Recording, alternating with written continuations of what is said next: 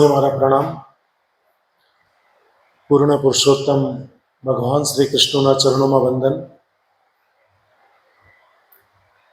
જેમની સૂક્ષ્મ હાજરી ઉપસ્થિત છે એવા આદરણીય રતનજીભાઈ, આદરણીય જયરામભાઈ, આદરણીય ધીરુભાઈ,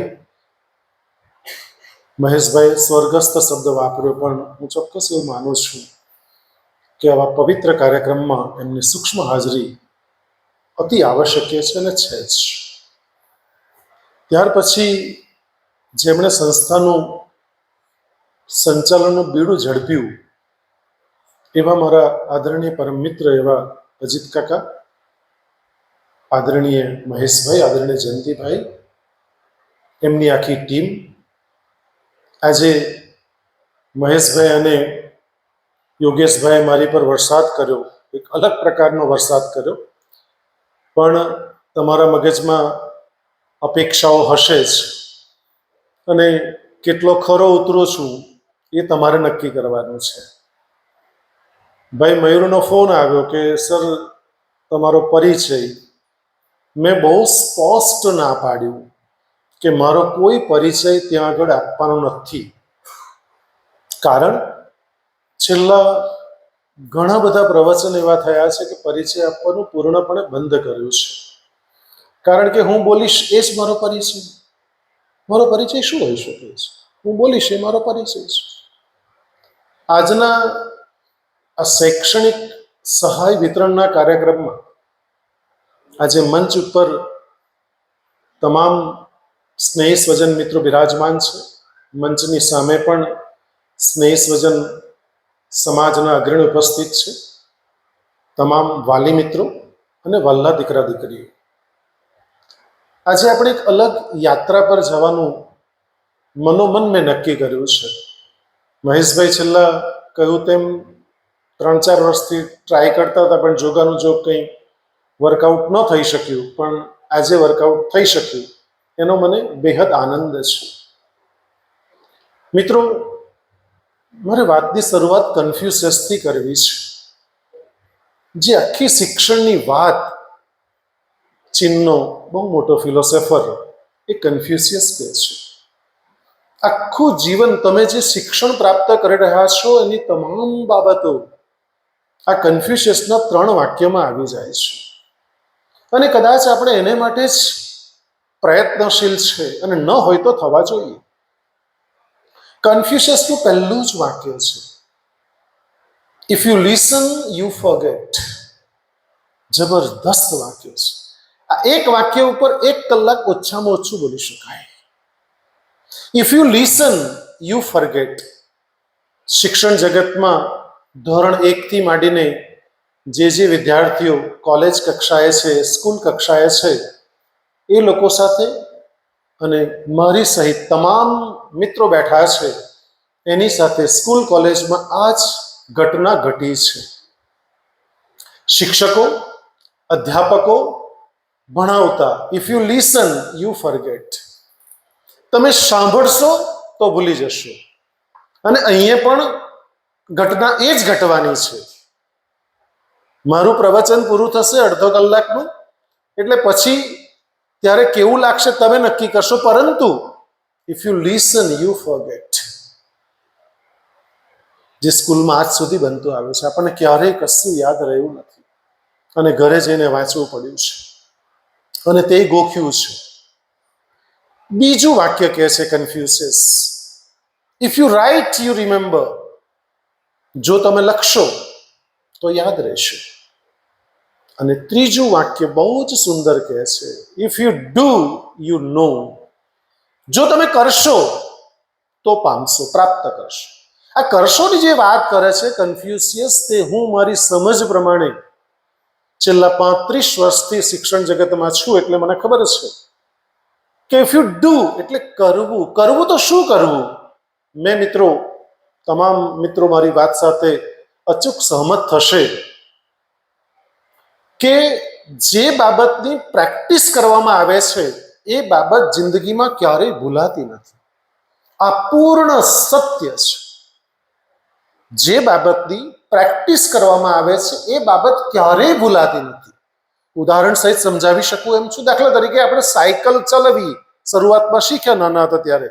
હવે 5 વર્ષથી આપણે સાયકલ ચલાવી નથી, છતાં પણ કોરોના કાળમાં જો સાયકલ ચલાવવાની આવી કે હમણે પણ પેટ્રોલ ડીઝલના ભાવ વધી ગયા, સાયકલ ચલાવવી છે, તો આપણે ચલાવી શકીએ. ચલાવી શકીએ કે ના ચલાવી શકીએ? ચલાવી શકીએ. બરાબર છે. તાળી પાડવી હોય તો પાડી શકાશે. બિલકુલ તમે કંજુસાઈ નહીં કરશો. એકવાર જોરદાર તાળી પાડો તમારા માટે. ખરા માણસ તાળીમાં કંજુસાઈ કરો છો. એટલા માટે પણ કેટલાક મિત્રોને વાત બહુ રૂચી ગઈ. વાત સાચી છે, પૂર્ણ સત્ય છે. મેં પહેલા જ કીધું છે. તાળી એટલા માટે પણ પાડવી. હું કોલેજમાં લેક્ચર પતે એટલે 50 તાળી વિદ્યાર્થી પાસે મારી સહિત અમે પાડીએ છીએ. અમારે યોગ શિબિરમાં પણ પાડીએ છીએ.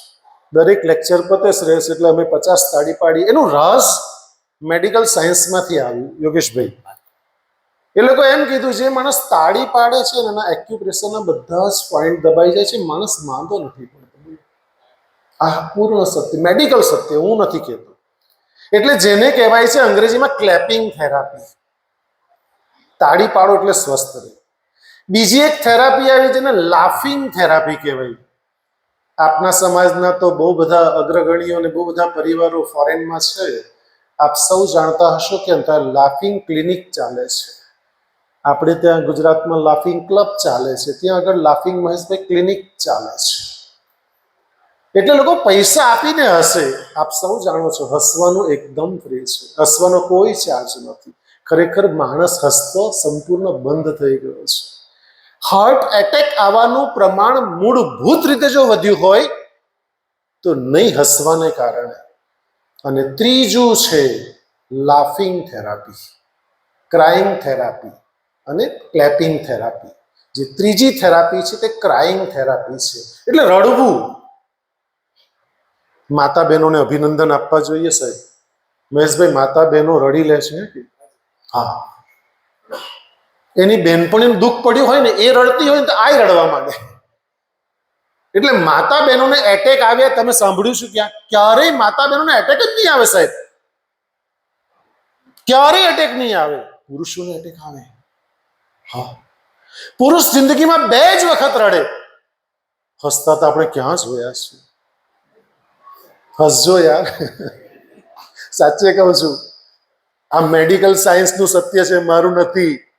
અને મારી પાસે એવા ઘણા બધા એક્ઝામ્પલો, હજારો ઉદાહરણો છે જે અડધો કલાકના સમયમાં નહીં પીરસી શકું. પરંતુ લુઈસ હે નું પુસ્તક વાંચો, you can heal your life. Shrimad Bhagavad Gita જેવું જ સુંદર પુસ્તક છે. You can heal your life, Louise Hay નું પુસ્તક છે. અમેરિકાની લેડી જેને 22 દિવસ આપેલા કે 22 દિવસ જીવી શકશે, વર્જાઇનલ કેન્સર થયેલું, 22 વર્ષથી જીવે છે. પ્રેમાનંદજી મહારાજ જેને બહુ ટૂંકો સમય આપેલો, 18-19 વર્ષથી જીવિત છે. એટલે પુરુષોને નહીં, પુરુષ સાહેબ 2 જ વખત રડે મહેશભાઈ, આ બહુ સત્ય છે. એક દીકરી સાસરે વડાવે ત્યારે, અને બીજું દીકરો તરછોડે ત્યારે.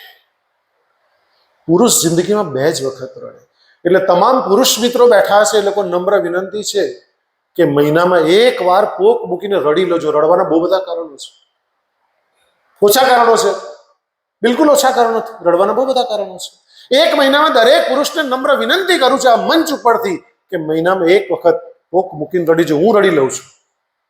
અહીંથી જે બોલું છું, જે કરું છું તે જ બોલું છું. આચાર્ય આચરણ ઇતિ આચાર્ય. માત્ર વાત નથી કરવાની.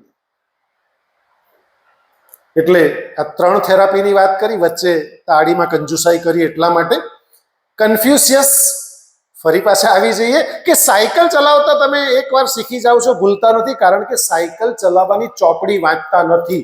પેડલ આવે ને આ બેલેન્સ આવે ને આમ પકડવાનું તેમ પકડવું, એવું કશું જ નથી વાંચતા. આપણે ડાયરેક્ટ ઉપર બેસી જઈશું. કદાચ ઘૂંટણ છોલાયા હશે પણ સાયકલ આજે આવડે છે. Number 2, swimming. તમે તરતા શીખો છો, 5 વર્ષ નહીં તર્યા તોય તમે પ્રેક્ટિસ કરી છે, તમે સ્વિમિંગ કરી શકો છો. ડાન્સિંગ, સિંગિંગ, મેં કહ્યું તેમ 1000 ઉદાહરણો છે કે જે પ્રેક્ટિસ કરવામાં આવે છે જિંદગીમાં ક્યારેય ભૂલાતું નથી. બહુ દુઃખદ ઘટના આપણા સૌ સાથે બની છે, કારણ કે યોગ્ય માર્ગદર્શન નથી મળ્યું. એટલા માટે આપણે શિક્ષણમાં સાહેબ કોઈ પ્રેક્ટિસ નથી કરતા. શ્રેયાંશ સીએ થયો છે ને ખબર છે, હું વગર જોઈએ ને વગર એની મહેનતે કહી દઉં કે એણે લખીને બધું તૈયાર કરીને મહેનત કરી હશે. એકવાર જોરદાર શ્રેયાંશ માટે તાળી પડો યાર. તમારા સમાજનો સીએ થયેલો વ્યક્તિ છે, કેટલું ગર્વ થાય એમ છાતી ગજ ગજ ફૂલે. મિત્રો, શિક્ષણ પ્રેક્ટિસ નથી કરતા અને એને કારણે આપણું છૂટી જાય. તો પ્રેક્ટિસ કરવી કેવી રીતે, એનો આપણે વિદ્યાર્થીઓ માટે એક શિબિર અલગ જ રાખીશું, જેની વાત આજે આપણે નહીં કરીશું. મિત્રો, શિક્ષણનું શું મૂલ્ય છે એનો મને સબ્જેક્ટ આપવામાં આવ્યો છે, અને બીજો સબ્જેક્ટ મેં મારો ચૂઝ કર્યો છે, જે દાન વિશેની વાત છે. દાતાઓ જે દાન આપ્યું છે, એકવાર જોરદાર તાળી દાતા માટે પાડો. 6 લાખથી શરૂ થયેલી શૈક્ષણિક સહાય 13 લાખને આજે 17 લાખ 17.5 લાખની સહાય આપવામાં આવે છે. મિત્રો, આ સહાય જે આપવામાં આવે છે, શિક્ષણ માટે સહાય આપવામાં આવે છે. ઉત્થાન મૃગજન ઋષિ બહુ મોટા ગજાના સંત, આપે કદાચ સાંભળ્યું હોય, મને ખબર નથી. એક વખત યજ્ઞમાં આહુતિ આપતા હતા, સત્ય ઘટના છે. આહુતિ આપતા હતા તો એક હરણ એમની ઝૂંપડીમાં જતું રહ્યું, એમની કુટિયામાં જતું રહ્યું. વનરાજ સિંહ આવે છે અને સિંહ પૂછે છે ઋષિવરને, ઉત્થાન મૃગજન ઋષિને, કે મારો શિકાર ક્યાં ગયો? ત્યારે ઉત્થાન મૃગજન ઋષિ કોઈ જવાબ નથી આપતા. ફરી પાછો વનરાજ પૂછે છે કે મારો શિકાર ક્યાં ગયો? જ્યારે ત્રીજી વખત પૂછે છે ત્યારે આંખ ઊંચી કરીને ઉત્થાન મૃગજન ઋષિ સિંહને જવાબ આપે છે. મિત્રો, કદાચ તમને આ વાત પરથી એવું લાગતું હશે કે આ માણસ અને સિંહ વાત કરી શકે. યસ મિત્રો, 12 વર્ષનો એક તપ હોય છે. સ્વામી વિવેકાનંદે પણ કહ્યું છે, તો પક્ષીઓની, પ્રાણીઓની ભાષા સમજી શકો છો. જે વ્યક્તિએ મન, કર્મ, વચનથી કોઈને પણ દુઃખ નથી પહોંચાડ્યું, જેની સાધના પાવરફુલ છે, એ વ્યક્તિ પક્ષીઓ સાથે, પ્રાણીઓની ભાષા પણ સમજી શકે છે. સિંહને જવાબ આપ્યો ઋષિવરે, કારણ કે ઋષિવર ક્યારેય જુઠ્ઠું ન બોલે. અને આપણે ત્યાં મોબાઈલ આવ્યા પછી તો લોકો જુઠ્ઠું બોલવા પીએચડી કરી નાખ્યું, ખબર નહીં હોય ક્યાં ને બતાવે ક્યાં. અને કેટલીક પત્નીઓ તો આ પ્રેક્ટિસ કરે છે કે ક્યાં છો? તો કે મંદિરમાં. તો કે ઘંટનાદ વગાડીને સંભળાવો. ક્રોસ ચેકિંગ બી કરવામાં આવે છે. તો ઉત્થાન મૃગજન ઋષિ જુઠ્ઠું ના બોલતા હતા, અસત્યથી. અને સત્ય જો બોલવા જાય તો મહેશભાઈ, પ્રાણીનો જીવ જાય, હરણનો જીવ જતો રહે. કરવું શું? હવે સાંભળજો મિત્રો, એમ કે છે, ઋષિને જવાબ આપે છે વનરાજ સિંહને કે હે વનરાજ, તું જેને પૂછે છે, જેણે જોયું તે બોલી શકતું નથી, ને જે બોલી શકે છે તે જોઈ શકતું નથી. તારો જવાબ આપવા માટે સંપૂર્ણ અસમર્થ છું. સમજાણું? જે જોઈ શકે છે તે બોલી શકતું નથી. આંખે જોયું, હરણ અંદર આવ્યું છે, પણ આંખ બોલી શકતી નથી. અને જીભ બોલી શકે છે, પણ એ જોઈ શકતી નથી. તારો જવાબ આપવા માટે સંપૂર્ણ અસમર્થ છે. શિક્ષણની શરૂઆત, લોજિકની શરૂઆત અત્યાંથી થઈ છે મિત્રો. કે જે જોઈ શકે છે તે બોલી શકતું નથી, ને બોલી શકે તે જોઈ શકતું નથી મિત્રો. અને કર્મનો પણ સિદ્ધાંત આ જ છે. એટલે ઉત્થાન મૃગજન ઋષિ માંથી શિક્ષણની અમૂલ્ય બાબતો આપણને પ્રાપ્ત થાય છે, જે બાબતો ક્યારે આપણે વિચારી પણ નહીં. બીજી એક સુંદર વાત, વિદ્યાર્થીઓને સપ્રેમ ભેટ છે. મોલની અંદર એક સુંદર મગ, કપ, ભગવાન જોયો. આ કાલ્પનિક વાર્તા છે, પણ બહુ જ સુંદર છે. આપના જીવન સાથે સીધી જડિત થશે. જે પ્રક્રિયામાંથી હું પસાર થઈ ચૂક્યો છું, શ્રેયસ પસાર થઈ ચૂક્યો છે, તમે પસાર થઈ રહ્યા છો, મયુર પણ પસાર થઈ ગયો છે. મિત્રો, સુંદર મગ જોયો અને પેલાને થયું કે વાહ, આપણે પણ ઘણી વખત અમુક વસ્તુ જોઈએ તો આપણે ગમી જાય પહેલી જ નજરે. વાહ, કેટલું સુંદર છે. મગે બોલવાનું શરૂ કર્યું. મગ એમ કહે છે, તું મને જે વાહ કહે છે ને, અમને મંચ પર જે બોલાવીને વાહ વાહ કરે છે ને, એની પાછળનું રહસ્ય તમને બતાવવા માંગુ છું. હું બહુ સહૃદયથી તમને સૌને પ્રાર્થના કરવા માંગુ છું કે આવતીકાલે સ્ટેજ ઉપર તમે હોવ, કારણ કે આવતીકાલે તમારે પ્રતિનિધિત્વ કરવાનું છે સમાજનું. એટલે પેલો મગ કહે છે કે તારી વાત સાચી છે, પરંતુ જ્યારે માટી મને ખોદ્યો ને કોદારીથી, ત્યારે મને બહુ પીડા થઈ. મેં કુંભારને કહ્યું કે ભાઈ આ શું કરે છે? તો કે ધીરજ રાખ. પછી એણે મને ચકડે ચડાવ્યો, એટલા ચક્કર આવ્યા, એટલા ચક્કર આવ્યા, એટલા ચક્કર આવ્યા. મેં કે આ શું કરે છે? તો કે ધીરજ રાખ. ચક્કરમાંથી મુક્ત કર્યો, મારો આકાર બનાવ્યો અને પછી એણે ધગધગતા અગ્નિમાં મૂક્યો. એટલું શરીર બળ્યું, એટલું શરીર બળ્યું. મેં કહ્યું આ શું કરે છે તું? અત્યાચાર થઈ રહ્યો છે. તો કે ધીરજ રાખ. ક્યાંય નહીં પત્યું, ત્યાંથી અગ્નિમાંથી બહાર કાઢ્યો અને ઉપરથી ધગધગતો ગરમ ગરમ કલર રેડ્યો. મેં કહ્યું આ શું કરે છે? કે ધીરજ રાખ. અને પછી જ્યારે મોલમાં હમણે મૂક્યો છે, હું ચમકું છું ને, એની પાછળનું કારણ મેં ધીરજ રાખી છે. દીકરાઓ, તમે ધીરજ રાખીને જો મહેનત કરશો ને તો તમે પણ ચમકશો. અને શ્રી સમસ્ત લેવા પાટીદાર સમાજ તમને ચમકતા ડાયમંડ જોવા માંગે છે. માટે સહાય તો એક પાસેરામાં પૂણી જેવું છે.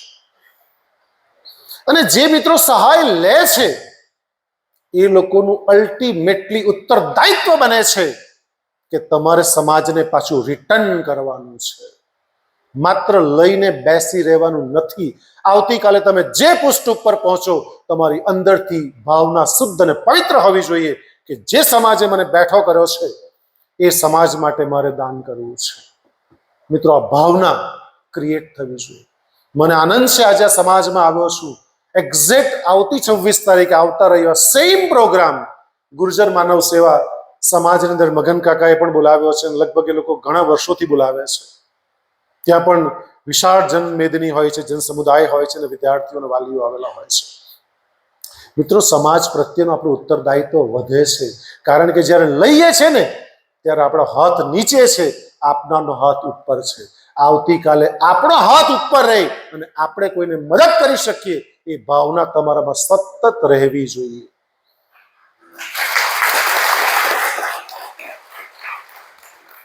ત્રીજી મહત્વની વાત, મિત્રો, એક શેઠ પાસે એક ભિખારી મને બહુ ગમે છે.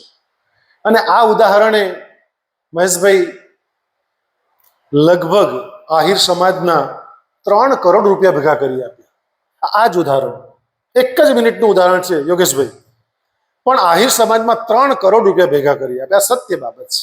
10 વર્ષની અંદર હું 2013માં ગયેલો આહિર સમાજમાં અને 2023માં ગયો ત્યારે એણે મને બહુ ધન્યવાદ આપ્યા કે સાહેબ તમે જે કહી ગયેલા એમાં એક હરીશભાઈ આહિર, નામ સહિત હું કબીલપુરમાં જ અમારે ત્યાં રહે છે, એમણે કહ્યું કે સર તમારું આ ઉદાહરણ આવેલું મારી કોલેજની ઓફિસમાં મને શેર કરેલું, મને એટલો આથી દિવસ મેં એક રોટલી વધારે ખાધેલી છે. એમણે મને એમ કીધું સર તમારો એક્ઝામ્પલ સાંભળીને મેં તે જ દિવસે 2013માં નક્કી કર્યું મારે મારા સમાજને દર વર્ષે લાખ રૂપિયા આપવા છે. સાહેબ 10મા લાખનો ચેક મારી પાસે અપાયો. બોલો, એક ભિખારી શેઠ પાસે આવે છે. શેઠને કહેશે કંઈ આપો, કંઈક આપો. એટલે શેઠ કહેશે કશું નથી. તો કે 5 રૂપિયાનો સિક્કો આપો. હવે તો QR કોડ બી આપી દે કે ભિખારી, હા તમે કે છૂટા નથી તો હા આમાં સ્કેન કરી નાખ, એવું પણ કહી શકે છે, કારણ કે બધા લેટેસ્ટ આધુનિક ભિખારીઓ છે. એટલે 5 રૂપિયા આપો. શેઠે કે 5 રૂપિયા નહીં. અને અમુક છે ને જમાનાના કંજૂસ હોય મહેશભાઈ, અમુક લોકો પૈસા બહુ હોય જો પણ રૂપિયા આપી નહીં શકે, છૂટે નહીં. બોલો, અને નિયમ ખબર નહીં, લોકોને ખબર જ નથી પડતી કે શ્વાસ પહેલા બહાર જાય તો પછી અંદર આવે. Out going incoming, out going incoming. લોકો ઇનકમિંગ ઇનકમિંગ જ કહે કે આઉટ ગોઈંગ જવા જ નહીં. એટલે અમુક લોકો પાસે સાહેબ કરોડો રૂપિયા છે ભાઈ મયુર, તોય છૂટી નહીં શકે. બોલો, અને 17 વસ્તુ જુએ, આમ નહીં, મારો આમ વાંધો છે, મારો તેમ વાંધો છે. એકવાર જોરદાર મહેશભાઈની ટીમ માટે પાડો યાર, કારણ કે સમાજ ચલાવવો ને આ બહુ સહેલી વાત નથી. આ સમાજમાં નેતૃત્વ કરવું ને બહુ અઘરું કામ છે, કારણ કે ભારતના બંધારણ દરેકને બોલવાનો અધિકાર આપેલો. અને બધા જ પોતપોતાની રીતે વાત રજૂ કરીને મૂકતા હોય છે, રાઈટ? તો ભિખારીને 5 રૂપિયાનો સિક્કો નથી એમ કે, પછી કે વાસણ આપી દે, કઈ તો કે વાસણ નથી, તો કે જૂનો કઈ બુસ્કોટ કેવું કે ફાટેલો તૂટેલો આપી દે, પહેરવા ચાલશે મને, તો કે તે નથી, તો કે ખાવાનું આપી દે, બપોરની રોટલી પડી તે આપી દે, તો કે તે નથી. હારો જમાનો કંજૂસ હશે. એક ભિખારી કહ્યું કે, અરે એક કંજૂસ શેઠે એવું કીધું કે 100 ગ્રામ હું 100 ગ્રામ ઘી 5 વર્ષ ચલવું. પેલા બીજા એમ કહ્યું કે હું 100 ગ્રામ ઘી 10 વર્ષ ચલવું. My God! તો કે તું 5 વર્ષ કેવી રીતે ચલવે? તો કે પેલી સળી લેવું, માચીસ સળી આવે ને, એ સળી લેવું ને ખાલી રોટલી ઉપર જરાક અંદરથી એમ કરો, હા લગાવી દેવું ખાલી. એ કે પેલાને થયું કંજૂસને 5 વર્ષ વાળા કે તું 10 વર્ષ કેવી રીતે ચલવે એમ કે. તો હું કઈ નહીં કરું, કાચની બાટલીમાં ઘી ભરી દઉં 100 ગ્રામ અને ગરમ ગરમ રોટલી પર ઘીની પેલી કાચની બાટલી કહી દઉં, વપરાય જ નહીં, 100 વર્ષ ચાલે પછી. એટલે આવા કંજૂસ લોકો બી દરેક સમાજમાં હોય, તમારા સમાજ મારા સમાજની દરેક સમાજમાં હોય છે.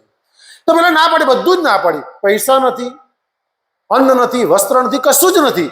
તો પેલા ભિખારીએ શું કે, સાંભળજો મિત્રો, જે લાખો રૂપિયા દાન અપાવી શકે તે ઉદાહરણ છે. પેલા ભિખારી કે, હે શેઠ, તારા ચરણોમાં રહેલી ચપટી ધૂળ આપી દે. એટલે શેઠે જોયું આમાં આપવામાં તો વાંધો હું છું. એટલે શેઠે ચપટી ધૂળ જેવી ઉપાડીને એવું સાયકોલોજી આવ્યું, અમારું મનોવિજ્ઞાન આવ્યું. એટલે એને વિચાર આવ્યો, એને વિચાર આવ્યો ખરા ચપટી ધૂળને શું કરવાનો હોય. એટલે પેલા શેઠે પેલા ભિખારીને પૂછ્યું કે, હે ભિખારી, આ ચપટી ધૂળને કરશે શું? ત્યારે જે ભિખારી જવાબ આપે છે મિત્રો, દરેકના જીવનને 4 ચાંદ લગાવી દે એવો જવાબ આપે છે મિત્રો. એ ભિખારી એમ કે છે, શેઠ, આ મારે ચપટી ધૂળ કશી જ કામ લાગવાની નથી, પણ હું તને ચપટી ધૂળ આપતા શીખવું છું. તું આજે ચપટી ધૂળ પણ આપશે, પણ તારામાં આપવાની ટેવ પડશે. આ સમાજ જે આ શિક્ષણ સમિતિના 5 સદસ્યો જે સ્કૂટીની કરીને જે સિલેક્ટ કર્યા છે ને, એ સમાજના દાતાઓએ દાન આપેલું છે. એ સમાજના દાતાઓએ જે દાન આપેલું છે ને, એની પાછળનું રહસ આ છે મિત્રો. એમાં આવા કાર્યક્રમ વાલી બોલાવવા પાછળની પ્રેરણા પણ અમારી એ જ છે. ભલે મહેશભાઈ મન નથી કીધું, પણ વાલીને પણ અંદરથી પ્રેરણા થાય, ખરું મારે બી કંઈ આપવું જોઈએ. અને આમાં એવું નક્કી નથી કે ભાઈ તમે 1 લાખ ને 2 લાખ જ આપો એમ. અહીં તો મિનિમમ બી આપી શકે ને ભાઈ, એવું હા, જે તમારી ઈચ્છા હોય તે આપી શકો. અને બીજી એક મહત્વની વાત, જિંદગીનું અમૂલ્ય રાસ, આચાર્ય વિજયરત્ન સુંદર સુરેશ્વરજી મહારાજ, જેમના મને આશીર્વાદ પ્રાપ્ત થયા, માં સર્વેશ્વરી, જેમના આશીર્વાદ મને પ્રાપ્ત થયા. હું બહુ સદભાગી છું, સંતો મહત્વના આશીર્વાદ સીધા પ્રાપ્ત થયા છે મિત્રો. આચાર્ય વિજયરત્ન સુંદર સુરેશ્વરજી મહારાજ પોતાના એક પ્રવચનમાં કહે છે કે હું ભાવનગર સાઇટમાં મારો વિહાર હતો. આ સત્ય ઘટના છે. હું વરવા ગયો, એક અભણ ખેડૂત, એને ત્યાં મેં વરવાની વાત કરી. એટલે પેલા ઘી, મસ્ત ઘી વાળો રોટલો, આખો મસ્ત બાજરાનો રોટલો મોટો, ઘી ને ગોળ ને મસ્ત લગાવેલું, અને મને આપ્યો. એટલે મેં એમ કીધું, મારું બાયપાસ હમણે જ મુંબઈમાં કરાવેલું છે, એટલે મને ડૉક્ટરે ઘી ખાવાની ના પાડેલી છે, એટલે આ ઘી વગરનો કોરો રોટલો તું મને આપ. એટલે પેલા ખેડૂતે એમ કીધું કે, ગુરુવાર, આપને જો કોરો રોટલો આપો મને પેટમાં દુખે. અરે પણ તું ખા, તને પેટમાં દુખે તું ખા ને, તને ક્યાં ના પાડું છું. કે નહીં, તમને આપીશ તો ઘી વાળો જ આપીશ. એટલે પાછા ગુરુવારે કીધું કે ભાઈ તું મને ઘી વાળો નહીં ચાલશે, ડૉક્ટરે ના પાડી છે કે તમારું બાયપાસ કરેલ છે, તમારે ઘી વાળું ખાવાનું નથી, એટલે મને નહીં ચાલે. પણ જો ગુરુવાર તમને નહીં આપે તો મને પેટમાં દુખે. એટલે ગુરુવાર એમ કહે તું ખા નહીં. પણ ત્રીજી વખત જ્યારે કહ્યું ત્યારે ગુરુવાર પોતે કબૂલ કરે છે કે મેં ક્યારેય પિત્તો નહોતો ગુમાવ્યો સાધુત્વ પ્રાપ્ત કર્યા પછી. તે દિવસે ભાઈ તું ખાઈ લે ને, તને પેટમાં તું ખાય, હું તને ક્યાં ના પાડું છું. ત્યારે પેલો ખેડૂત, અભણ ખેડૂત, એકદમ શાંત થઈ ગયો, હાથ જોડીને ઊભો રહીને કીધું કે હે ગુરુવાર, તમારી જેવા સંતો મહંતો પાસે મેં સાંભળ્યું છે કે જે આ જન્મે આપે એ જ નેક્સ્ટ જન્મે મળે. જો હું તમને આજે કોરો રોટલો આપું, આવતે જન્મે મને કોરો રોટલો મળે તો મને બિલકુલ પેટમાં દુખે, એટલે હું પ્લીઝ તમને કોરો રોટલો તો નહીં ગણાવીશ. મિત્રો, આપણું કર્મ આપણી સાથે આવશે. કોઈ એટીએમ ઉપર નથી એસબીઆઈના કે ટ્રાન્સફર થઈ જશે, આરટીજીએસ થઈ જશે, કશું જ નથી. એક જ વસ્તુ આરટીજીએસ થશે, અને તે છે તમારું આ જન્મનું કર્મ થશે. અને કર્મનું ફળ હવે તો તરત જ પ્રાપ્ત થઈ જાય છે, આપ સૌ જાણો છો મિત્રો. અને ત્રીજી મહત્વની વાત જે મારે દાનની કરવી છે, એ વાત છેલ્લી વાત છે. એજ્યુકેશન ઉપર એક વાત કરવી હતી, પણ તે હવે સમય બહુ ઓછો છે, એકાદ બે ખાલી ઝલક તમને આપી દઈશ. મિત્રો, દાનના મુખ્ય 5 પ્રકાર છે. આ દાતાઓ જે દાન આપે છે ને, એના 5 પ્રકાર છે. પહેલું છે અર્થદાન છે. જેની પાસે પૈસા છે એ પૈસા આપે છે, અર્થદાન છે. આજે જગ્યાએ બેઠા છે આપણે, કોઈક ને કોઈકનું અર્થદાન પ્રાપ્ત થયેલું, જેને આપણે તકતી જોઈ શકીએ છીએ, રાઈટ? અર્થદાન છે. બીજું છે સમયદાન છે. અહીં કેટલાય વ્યક્તિઓ એવા છે, મહેશભાઈ સાક્ષી છે, કે જે લોકો પૈસા નથી આપી શક્યા, પણ જે લોકોએ આ બાંધકામ જ્યારે પણ ચાલતું હતું ને આજે પણ નિસ્વાર્થ ભાવે સમયનું દાન આપે છે. મિત્રો, અર્થદાન અને સમયદાન બંને પેરેલલ છે. એકબીજા કરતા કોઈ ચડિયાતું કે ઉતરતું બિલકુલ નથી. પહેલું છે, યાદ રાખજો, જિંદગીમાં યાદ રાખજો, પહેલું છે અર્થદાન, બીજું છે સમયદાન. જે માણસો પૈસા નથી મંદિર, કેટલા બધા લોકો મંદિર બનાવે, આવી વાડીઓ બનાવે છે, મોટા મોટા સ્કૂલો બનાવે છે, રાઈટ? હોસ્પિટલ્સ બનાવે છે, તો અર્થદાન કરે છે. એમાં કેટલાય લોકોનું યોગદાન સમયનું દાન હોય છે. બંને પેરેલલ છે. ત્રીજું છે બુદ્ધિદાન. મારે સહર્ષ આનંદ વ્યક્ત કરવો છે, આદરણીય કેયુરભાઈ નાયક, જે આર્કિટેક્ટ એન્જિનિયર્સ છે, એણે મને કીધું, એમના વખતે હું ગયેલો, તે વખતે મિટિંગ કરી, તે વખતે એમણે એમ કહ્યું કે સાહેબ, 40 સ્કૂલ્સ ને 40 મંદિર બનાવે, 1 પણ રૂપિયો મેં ફી નથી લીધી. આ શાનું દાન આપ્યું? બુદ્ધિદાન આપ્યું. પોતાની પાસે જે બુદ્ધિ છે, આઈક્યુ છે, એનું દાન. 1 રૂપિયો નહીં લીધો.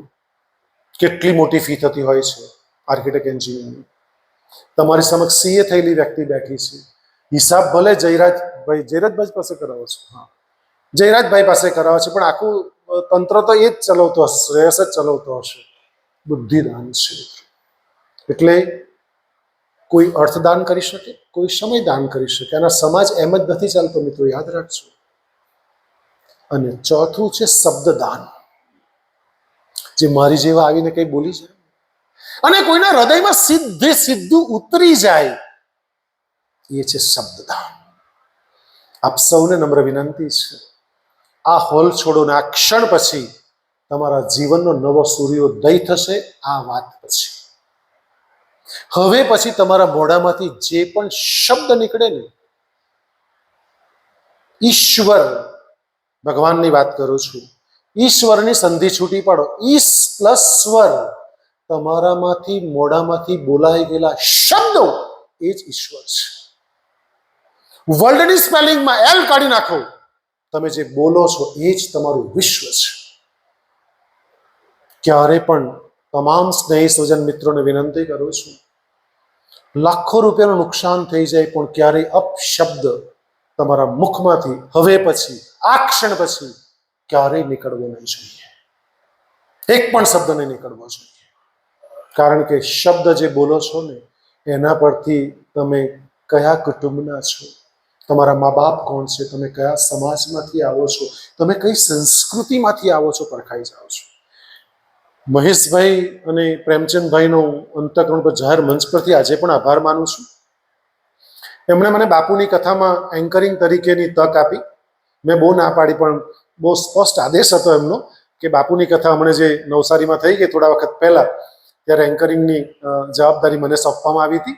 મને બહુ આનંદ થયો. બાપુની કથા આટલી 9 દિવસ મેં બેસીને સાંભળી, બાકી એમ કોઈ દિવસ સંભળાતે નહીં આપણાથી. બાપુ જ્યારે દાંડીમાં હતા, આગળની કથા મહેશભાઈ દાંડીમાં હતી, દાંડીમાં જ્યારે બાપુને એક વ્યક્તિ ગમે તેમ અપશબ્દો બોલ્યા ને, એટલે કેટલાક માણસો બાપુ પાસે એને લઈ ગયા.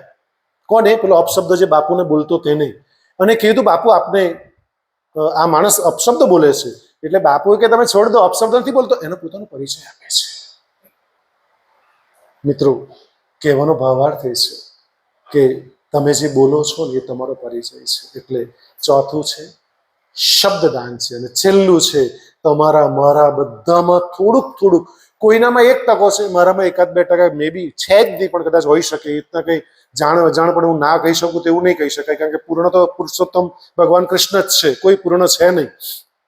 પણ 1-2% મારામાં કદાચ મે બી હોઈ શકે. કોઈમાં 5 હશે, કોઈમાં 10 હશે, અને કેટલાકમાં તો 100% હોય છે. એમાં મહેશભાઈ એના મંચ પર બેઠેલા સાક્ષી છે ને, તમે લોકો પણ સાક્ષી છો. એનું નામ છે નડતર દાન. હારા કઈ નહીં કરે ને પણ નડે સમાજમાં. બોલો મહેશભાઈ કઈ નહીં કરે, બોલો એ પહેલો આગળ ઊંચી કરે, મારો વિરોધ છે, બોલો. એટલે સમાજ ચલાવવાનું કામ છે ને બહુ અઘરું છે.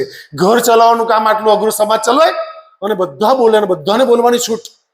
એટલે તમામ મિત્રોને વિનમ્રતાપૂર્વક વિનંતી કરું છું, હાથ જોડીને વિનંતી કરું છું કે તમારામાં જેટલું નડતર દાન હોય ને, અહીંયા યજ્ઞ કરી દઈશું, આ હોલમાં મૂકીને જજો.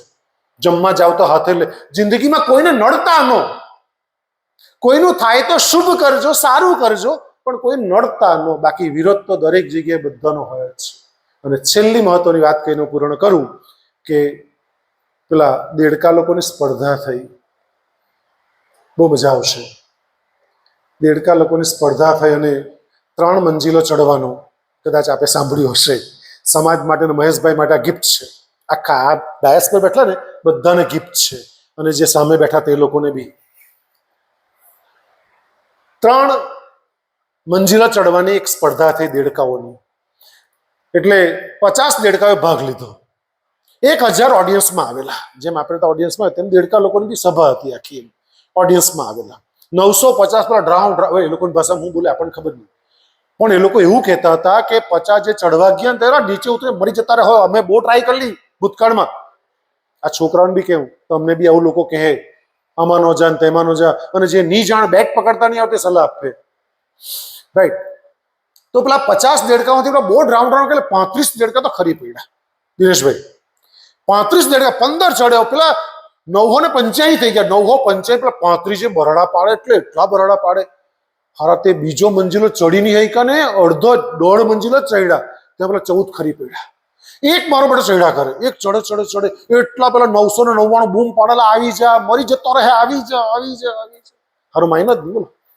3 મંજિલો ચડી ગયો અને પછી બધાએ તાળી પાડી, બે પેલા હાથથી તાળી પાડી જોરમાં. અને પછી પત્રકાર પરિષદ રાખી.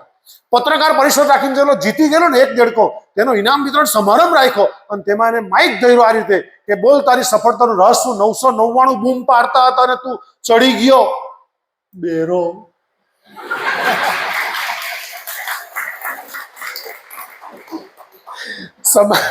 સમાજના શ્રેષ્ઠીઓને વિનંતી છે કે લોકો બોલશે જ, બેરા બની જવાનું. વિદ્યાર્થીઓને વિનંતી છે,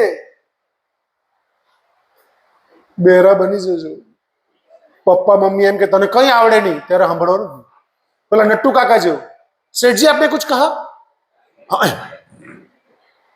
સો મારી ચર્ચાને અલ્પ વિરામ આપું તે પહેલા આદરણીય મહેશભાઈ, અજીતભાઈ ભલે અમેરિકા હોય, પણ જયંતિભાઈ એમની આખી ટીમનો અંતઃકરણપૂર્વક આભાર વ્યક્ત કરું છું. એકાદ દિવસ આપણે એક આખું વાલી સંમેલન અલગ રાખીએ, એકાદ દિવસ એક વિદ્યાર્થી સંમેલન એક અલગ રાખીએ, અને સેપરેટ વાલીઓને ઘણું બધું મારી કહેવાની ઈચ્છા છે શિક્ષણ વિશેની, કે બાળકોને તમે કેવી રીતે નડો છો. તમે તમારી ફૂટપટ્ટીથી જ્યારે બાળકોને માપો છો, બાળક માપ બહાર છે, 6G 7Gનું કામ કરે છે, અને આપણે 1G ને 2G વાળા છે, એટલે બહુ મેર પડતો નથી, પણ એવો મેર પાડવો એ નહીં. એટલે ક્યારેક આપણે વાલી, મહેશભાઈ આપને વિનંતી છે કે વાલીઓને એક શિબિર રાખીએ આપણે પેરેન્ટિંગ ઉપર, અને બાળકોને એક શિબિર રાખીએ આપણે યાદ શક્તિના રહસ્યો ઉપર, કે એક જ વખત વાંચોને કેવી રીતે યાદ રહી જાય, એના પ્રેક્ટિકલ્સ ડેમો સાથે આપણે ક્યારેક આવી ચર્ચાઓ કરીશું. તો આપનો ખરેખર અંતઃકરણપૂર્વક આભાર માનું. સમસ્ત લેવા પાટીદાર સમાજના તમામ ટ્રસ્ટીશ્રીઓનો, તમામ મહેમાનોનો, સુરતથી આવેલા મિત્રોનો પણ આભાર માનું છું, અને તમામ વાલીઓ અને વિદ્યાર્થીઓનો અંતઃકરણપૂર્વક આભાર માની મારી ચર્ચાને અલ્પ વિરામ આપું છું. ફરી પાછા મળીશું. જય હિન્દ, જય ભારત, જય જય ગરવી.